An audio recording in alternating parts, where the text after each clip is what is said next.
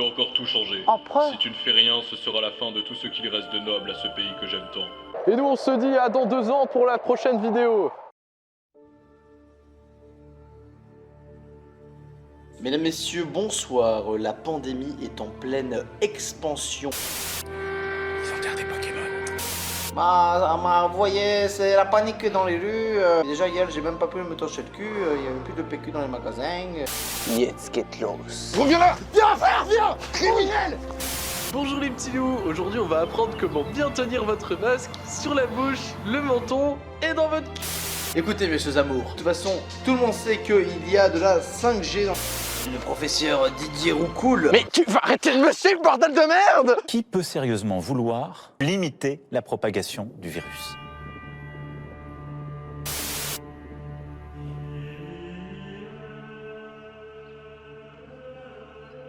Bon, ça y est, tu t'es calmé? Quand tu parlais du grand chinois qui dévasterait le monde, je pensais pas que tu allais te parler d'un putain de pangolin. Ça fait plus d'1 an qu'on peut pas faire de vidéo à cause de couvre-feu, confinement, trucs qui finissent en moment. Et toi là, pour une fois qu'on n'a pas la flemme, tu fais ta petite crise d'ado là. Allez s'il te plaît Napo, faut qu'on puisse passer à autre chose s'il te plaît. Allez réponds. Allez Napo là, réponds-moi, réponds. Allez réponds. Je crois qu'en fait il manque un truc pour... Oh non. Tu joues un peu trop Non. bien, et... Je suis désolé, mais... Qui marche Ok. Ok, c'est bon.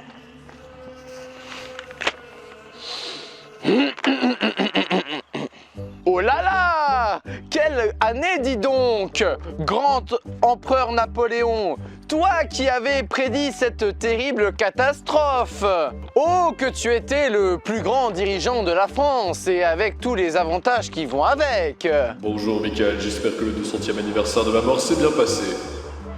Ouais, t'étais le plus grand dirigeant de la France. Ouais.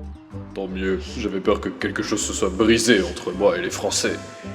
Et que t'étais super beau. T'as en plus un chapeau vraiment très droit, hein, c'est nickel. Ok, ouais, on va faire la 3e partie de ton histoire et la dernière. Mais après, tu promets d'être gentil avec nous, hein. Il manquerait plus qu'il y ait un débat historique apaisé avec du recul et de la justesse dans les propos.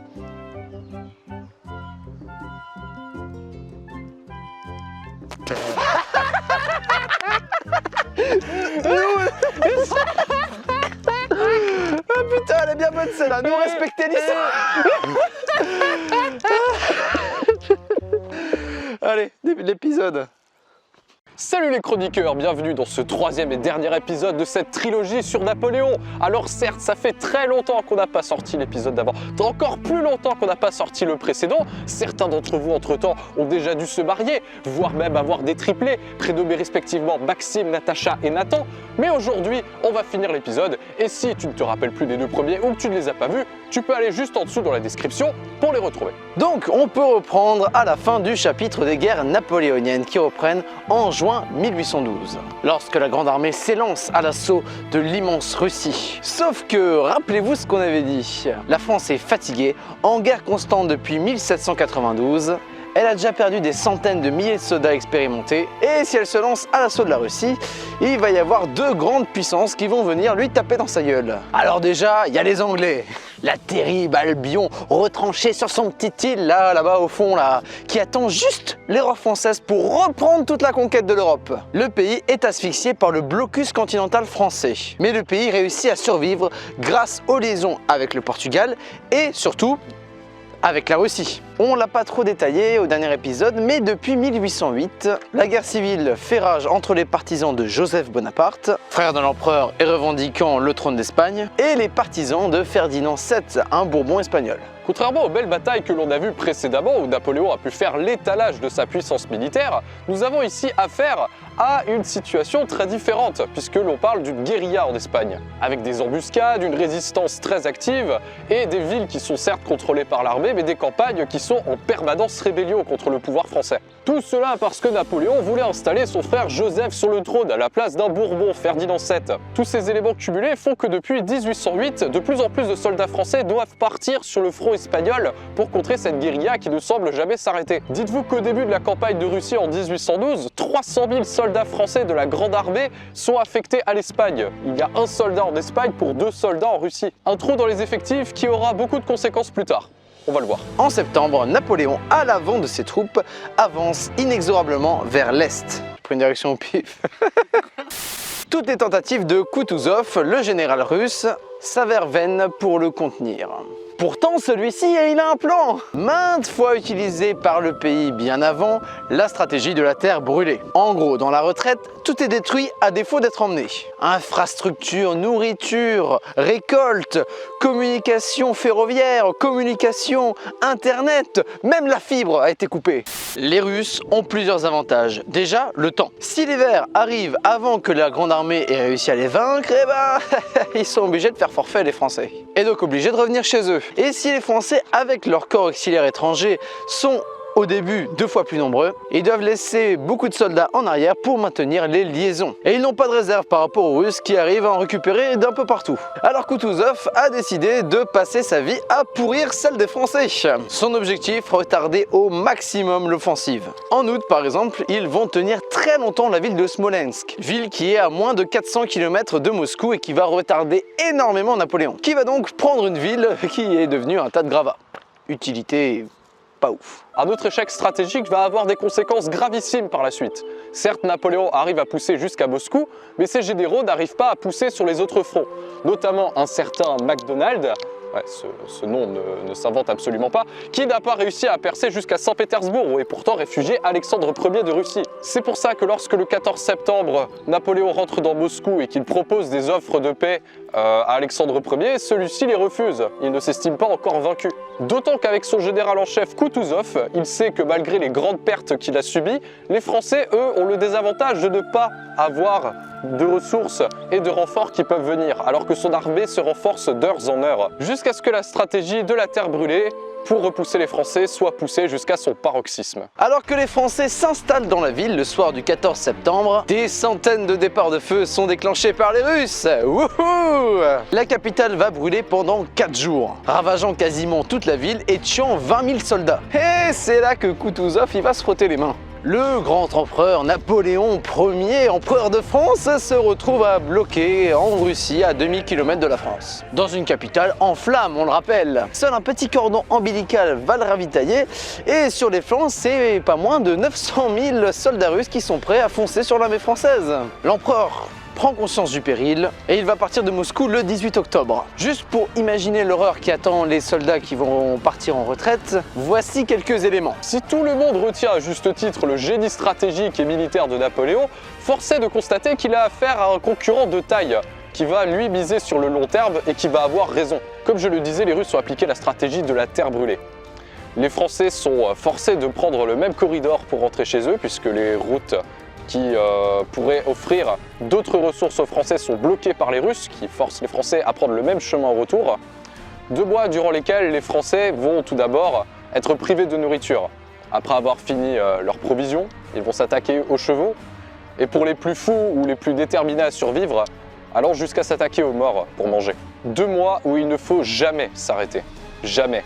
Toujours rester groupés, car les groupes de fuyards sont pris en chasse par les redoutables Cosaques, qui font des ravages dans l'armée française et qui forcent énormément de soldats, à défaut d'être tués, à se rendre ou à déserter. Et c'est seulement 50 000 hommes qui arrivent devant la Bérésina le 28 novembre. Seulement la moitié est capable de se battre. Le reste est mort de faim, de froid, de folie, tués par les Cosaques, sont déserteurs ou tout simplement été capturés. Et même dans cet instant critique, les Français vont réussir à construire 2 ponts pour traverser. Napoléon Ier évite de justesse la capture, mais 25 000 de ses soldats vont périr. Et les ponts vont être brûlés par les Français pour éviter d'être poursuivis, condamnant des dizaines de milliers de civils qui suivaient la Grande Armée. Les Français peuvent enfin recevoir des renforts. Mais la retraite de Russie a eu plus de conséquences que juste la perte de 500 000 hommes. Les pays que Napoléon a conquis Donc l'Autriche, la Prusse, la Suède, le Portugal comprennent enfin qu'il y a quelque chose à faire. Ils comprennent qu'ils ont l'opportunité d'abattre l'homme qui est en train de tenir l'Europe depuis plusieurs décennies. D'autant que même sur le plan politique en France, c'est pas tip top. Un certain général Mallet a tenté de faire croire que Napoléon était mort en Russie afin de reprendre le pouvoir. Alors bon, il a foiré, mais de nombreuses faiblesses ont été perçues, notamment sur la question de la succession de Napoléon. Et en Allemagne, la fissure devient une brèche. À Leipzig, en octobre 1813, les Français sont vaincus par une grande coalition. Bataille avec un nom très stylé, celle de Bataille des Nations, qui désigne en réalité un demi-million d'Européens qui se foutent allègrement sur la gueule. Alors parmi eux, on a du coup les Français, les Italiens, les Polonais, les Russes, les Autrichiens, des Suédois et des Prussiens se castagnant pendant plus de 4 jours et faisant plus de 100 000 morts, ce qui est énorme, même pour l'époque. Mais les troupes françaises ne sont plus ce qu'elles étaient. Napoléon perd sans cesse des troupes, il perd ses meilleurs soldats, et les contingents venus des pays alliés n'arrivent pas à compenser les pertes, que ce soit en termes de quantité ou de qualité d'hommes. Napoléon a réussi de nombreuses batailles défensives, mais il est obligé de refluer, inexorablement. D'abord en Allemagne, puis dans les frontières françaises.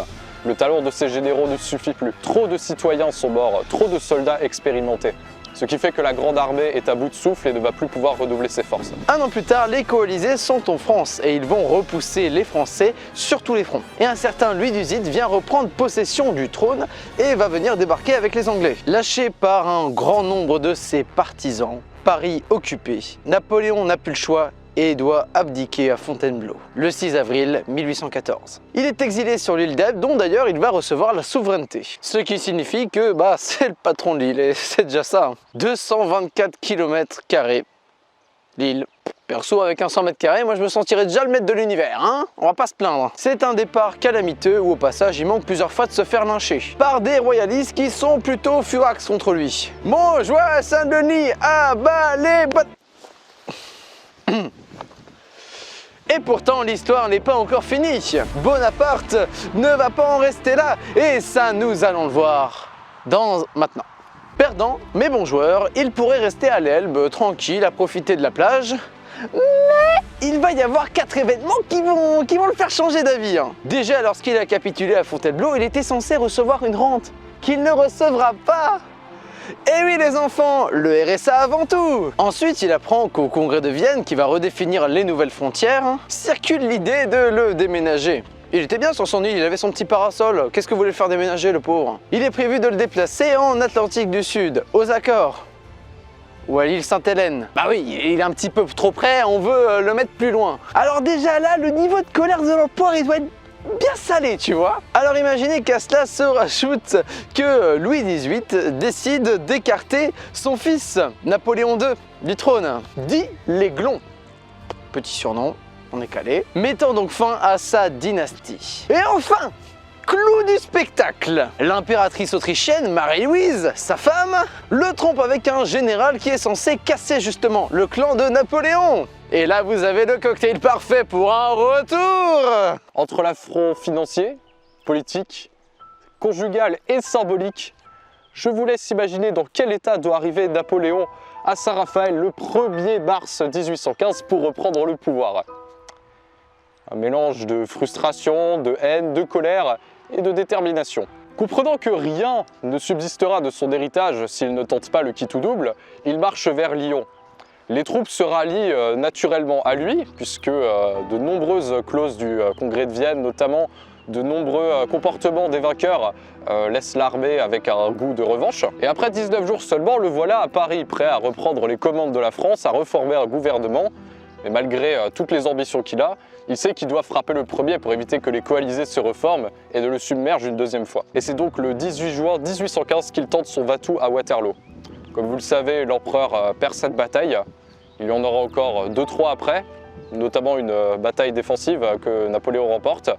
Mais après cela, il est obligé de repartir vers le sud, jusqu'à l'île d'Aix, où il va être capturé par les Anglais. Le 15 juillet, c'est la fin de l'épopée napoléonienne. Le voilà capturé par les Anglais, envoyé en exil à Sainte-Hélène, en Atlantique Sud, où il restera jusqu'à sa mort en 1821. Le 15 juillet, c'est la fin de l'épopée napoléonienne. Le Premier Empire rentre définitivement dans l'histoire avec son chef Napoléon Ier, qui meurt 6 ans plus tard sur l'île de Sainte-Hélène en 1821. Alors, que retenir de tout ceci? Sur ce qui est l'une des périodes, voire même la période la plus chargée et la plus intéressante de l'histoire française, où un simple sous-lieutenant de l'armée française a décidé de changer la destinée de son pays et sa destinée en devenant empereur de France. Déjà que Napoléon a incarné ce qu'il y avait peut-être de meilleur dans l'époque de la Révolution, tout comme il a incarné ce que le pays a de pire, abattant le régime du Directoire pour sauver une partie des idées révolutionnaires. Il a donné à la France certaines de ses victoires les plus éclatantes. On a fait la première puissance du continent, a étendu son territoire comme jamais, transformé l'État français qui deviendra la base de tous les régimes suivants, qu'ils soient monarchiques, républicains ou impériaux. Et pour finir, il a modifié la carte de l'Europe en profondeur. Mais ces guerres, dont il n'est pas l'initiateur mais le continuateur, et l'amplificateur, nous l'avons vu, ont coûté la vie à plus de 1 million de soldats français. Et on ne compte même pas les millions de pertes dans les autres pays militaires comme civils. Sans compter également d'énormes destructions, la perte de nombreux territoires qui ont fait suite à cette expansion inédite, une mise au banc des nations jusqu'à la guerre de Crimée, un pouvoir géré d'une façon toujours plus autoritaire, et un retour final qui a juste eu pour conséquence d'agrandir la plaie béante de la nation française qui aurait pu s'en tirer tellement mieux sans les 100 jours, que ce soit sur le plan géopolitique, territorial ou même économique. Un homme exceptionnel, comme il en a peu existé dans l'histoire, qui a fait le meilleur comme le pire. Bon, c'est la phase où on est tous les deux avec un vent de merde pour faire la conclusion. On espère que cette trilogie sur Napoléon Bonaparte vous aura plu, hein, avec l'évolution petit à petit qu'il y a eu, où d'abord on se concentrait plus sur le personnage et après un peu plus sur la France de Napoléon. Dites-nous si ça pourrait vous plaire d'avoir une nouvelle trilogie sur un événement, un personnage ou un moment marquant de l'histoire. On vous l'avait déjà un peu demandé, on pense qu'on en refera une, mais déjà on va faire une petite pause et reprendre des épisodes un peu plus classiques avec une vidéo, un événement, voilà, avant de reprendre une trilogie du coup. En tout cas, merci à vous d'être là. N'hésitez pas à laisser un commentaire, un petit partage, un petit like. Ouais, petite remarque, du coup c'est un tout nouveau matos qu'on a, on l'essaye, il a claqué en batterie juste à la fin du tournage, donc voilà. Tristesse. Mais on espère que voilà, ce petit ajout vous plaît, n'hésitez pas à dire ce que vous en avez pensé, ce que vous pensez qu'on pourrait en faire. Et sur ce, bah, histoire par passion. YouTube pour métier. À bientôt pour les prochaines. Chronique historique. Mais tu vas arrêter avec ta putain de caméra de merde. Bisous.